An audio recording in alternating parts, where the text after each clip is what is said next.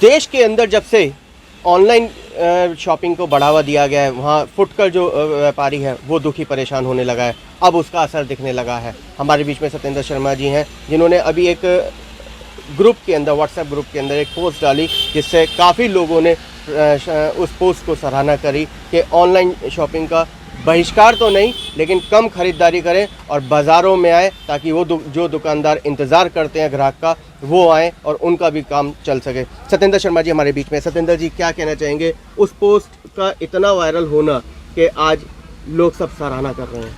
Sir, मैं काफ़ी दिन से एक चीज़ देख रहा था, बाज़ार से छोटे छोटे ग्राहक नदारत है जी। हमें कुछ चीज़ लेनी है ऑनलाइन, हमने 10 रुपए की आइटम भी 15 रुपए की ले ली। हमें सिर्फ इतना आलस हुआ कि हम निकल के बाहर निकले। हम सभी लोग, मैं, आप, ये जितने भी सदस्य हैं, कहीं ना कहीं मैं, मेरी फैमिली, मेरा भाई, मेरे पिताजी, मेरे रिश्तेदार कहीं ना कहीं व्यापार से जुड़े हुए हैं। और इसी व्यापार के साथ साथ मैंने रिक्वेस्ट करी है कि जब तुम अपना व्यापार चाहते हो, तुम ऑनलाइन ना लेके हम बाजार में निकले, ताकि बाजार की रौनक दोबारा से वापस लौट सके। छोटे छोटे लोग जो 1 महीने काम करने के बाद 6 महीने वेट करते हैं कि दिवाली आएगी, मैं दिवाली पे ये नवरात्रे आएंगे, और ये हमारे सारे त्योहार, हमारा माल दुकान में रह जाता है। ऑनलाइन के कारण सारा सिस्टम पिट जाता है, सिर्फ इसलिए कि लोग भीड़ से बचना चाह रहे हैं, लोग घर से निकलना नहीं चाह रहे। 10 रुपए की आइटम, यहाँ तक समझिए कि 10 रुपए का धनिया लेना है, आप ऑनलाइन मंगा लीजिए, वो 10 मिनट 15 मिनट में धनिया आ जाएगा। अगर आप मार्केट से लेने जाओगे तो 10 रुपए का धनिया आपको 5 रुपए में मिल जाएगा, इतना धनिया। लेकिन सिर्फ ये है कि घर से निकलना पड़ेगा। और अगर हम अपने व्यापार को बचाना मैं चाह रहा हूँ, तो मुझे भी अपने परिवार, अपनी फैमिली, अपने भाई, अपने दोस्त, अपने रिश्तेदारों से रिक्वेस्ट करनी पड़ेगी कि बाजार को निकलो। बाजार से 1 रुपए की आइटम 75 पैसे में आए या 1.25 रुपए में आए, बाजार से खरीदो। दोबारा भारत में जो मार्केट है, छोटे बड़े मार्केट, छोटे बड़े व्यापारी है, उनकी मतलब उनका व्यापार और उनके शगुन, उनके चेहरे की चमक दोबारा वापस लाओ। ऐसे मैंने उस पोस्ट के माध्यम से रिक्वेस्ट की थी। लेकिन सत्येंद्र जी, अगर हम बात करें, जब ये सब FDI का विरोध भारतीय जनता पार्टी कर रही थी, जब कांग्रेस की सरकार थी, लेकिन आज देखने में आ रहा है कि वास्तव में वो FDI का विरोध वास्तव में सही था।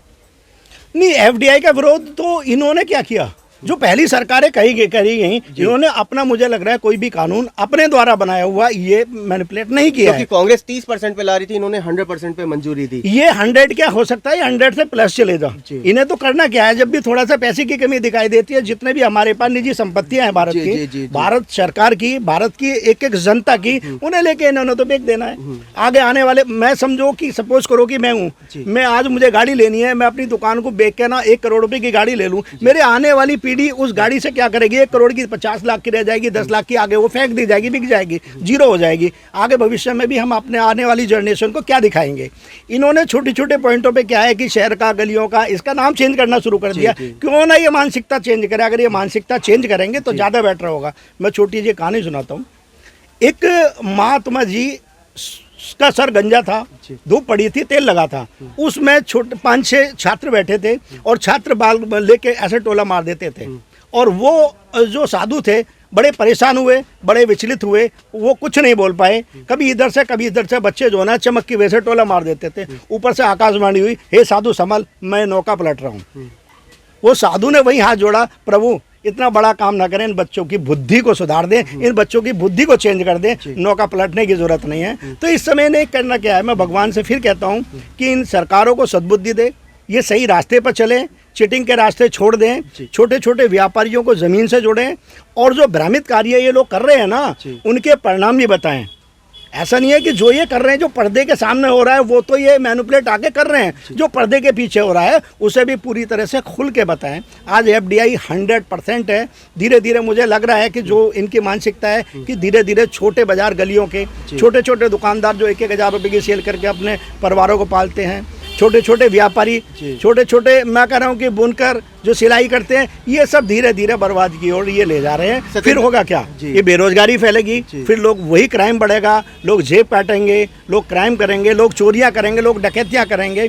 और अगर इसका श्रेय जाता है तो सरकारों को जाता है। सत्येंद्र जी, अगर हम बात करें सरकार की, तो सरकार कहती है कि छोटा व्यापारी जो है वो टैक्स की चोरी करता है, वो चोर है। सर, मैं आपसे पूछना चाहता हूँ कि GST 1 टाइम टैक्स, मुझे एक बार मेरे सारे कागज आप निकाल लें, किसी भी व्यापारी के यहाँ बैठ जाए, 1 टाइम टैक्स कैसे हुआ? 1 टाइम टैक्स है, मैं कह रहा हूँ मैन्युफैक्चरिंग जहाँ हो रही है वहाँ 1 टाइम टैक्स लगा दो, काम खत्म हुआ। 18 रुपए की आइटम पे तुम 100% टैक्स लगाओ, वो 36 रुपए किलो वहाँ से चल देगा, यहाँ बाजार में आके 37 रुपए बिक जाएगा। अब 18 रुपए पे उसने टैक्स दिया, आगे ये टैक्स हमें रिटर्न करना है, मुझे नहीं लगता किसी का भी टैक्स आज तक रिटर्न आया हो। बिल्कुल ठीक बात किसी का भी रिटर्न नहीं आया। जैसे सब्सिडी नहीं आ रही ऐसे हाँ, रिटर्न भी अब नहीं मैं आ रहा। इनसे पूछना चाहता हूँ कि बहुत बड़े जो उद्योगपति हैं आज, जिनके सर पे हमारा या हमारे देश ने या हमारे देश के सरमाएदारों ने जो छाया रख रखी है, उनकी प्रॉपर्टी, उनका ग्लो कई हजार गुना कैसे हो जाता है, मेरी समझ से परे है। क्या वो टैक्स देते हैं? मुझे लगता है कि एक ही परिवार, एक ही व्यापारी ऐसा है कि जितने भारत में टोटल लोगों पे कर्ज है ना, एक ही आदमी को इतना कर्ज दे रखा है। अगर इस कर्ज को 1 लाख लोगों में बराबर बराबर थोड़ा थोड़ा पैसे 10-10 लाख रुपए डिवाइड कर दिया जाता, वो लोग रिटर्न दे देते, तो शायद 1 लाख घर चमकते।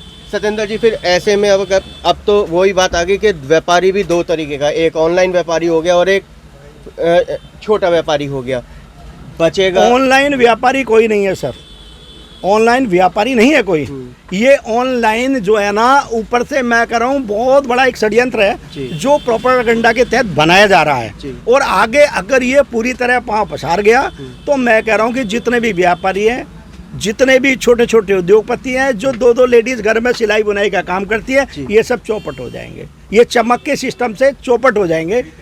कभी कभी ऐसा होता है ना कि मेरे पिताजी मुझे कहाँ से पैसा ला रहे हैं, बाद में मुझे मालूम पड़ रहा है सारा कुछ बेच बाग के उन्होंने मेरे पर लगा दिया, उन पर कुछ बचा ही नहीं। तो ऐसी धोखाधड़ी से बड़ा सिस्टम को ना बिगाड़े, दोबारा बाजारों की रौनक बिगाड़े, छोटे छोटे व्यापारियों की चेहरे पे मुस्कान लाए। मेरी तो सभी भाइयों से प्रार्थना है, जितना ज़्यादा से ज़्यादा हो सके 1 रुपए की आइटम लेनी हो तो बाजार में उतरे और बाजार की रौनक को वापसी दें।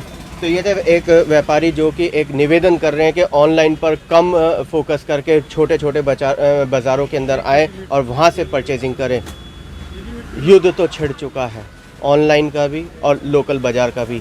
जीतेगा कौन, ये समय ही बताएगा। सरकार अपनी जगह अटल है, सरकार नई नई पॉलिसी ला रही है। छोटा व्यापारी मर रहा है, दम घुट रहा है, सांसें वेंटिलेटर पे ले रहा है। कैमरामैन पवन शर्मा के साथ राहुल शर्मा, भारत टीवी के लिए।